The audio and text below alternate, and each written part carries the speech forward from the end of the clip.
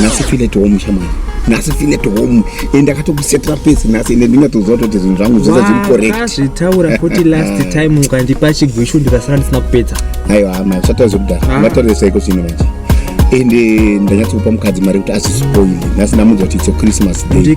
Ndanozuraya uri kwauri ndampa mari zvino. Problem ndeyekuti panapa paundunza pamba papo. Mukadzi wako akauya panapa ndinobuda here ndinorumwa akandi. Last time ndanga kwawe. Because ndapa home. Ndindapa home. Patana ki. Home inda way. Patana ki. Home inda way. Ziva kai. Aiwa but anini chanongo cha fees chete.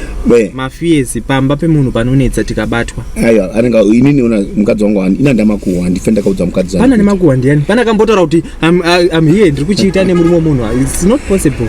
Aiwa kana usina makuwa ina ndamakuwa saka anodzwa nani? Handisivi. Yazona. Saka usatombovu ndiko. Asini kweshe unoza ndonetseka kuti handizivi kuti sei Mwari vachidira shuga muvarume vevanhu. Samwa chachaya mukadzi wako hawo munhu mutoyi chete sadaro ndakutaurira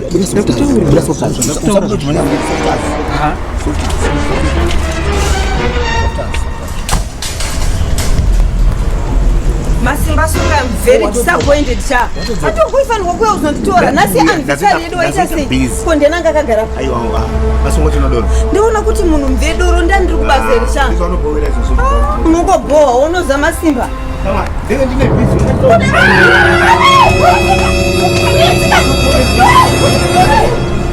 Imo ndakakuudza kuti ugare wakati. Patona nakupinda bateni lere. Mira. This lady I don't know but mira Dr. Mohammed. Dr. Mohammed. Bona ben. Oya nutata injection chero lipenga chero no munyara lezeka beba. Dr. Mohammed. Iwe. Manyewo shokubaba. Apita sepa na basi. Mother. Apita sepa. Mother. Pale mpengo yeye maichaga yeye uyai mubai. Yenda choka. Emergency serious. Andisikupenga ba. Ndiri mu girlfriend ye murume. Girlfriend ye murume. Nditoro choka di mother. Akupenga kudayo. Zvishwa kudayo. Shwa mother msato. Dr. Mohammed, it's emergency, please. This lady needs help.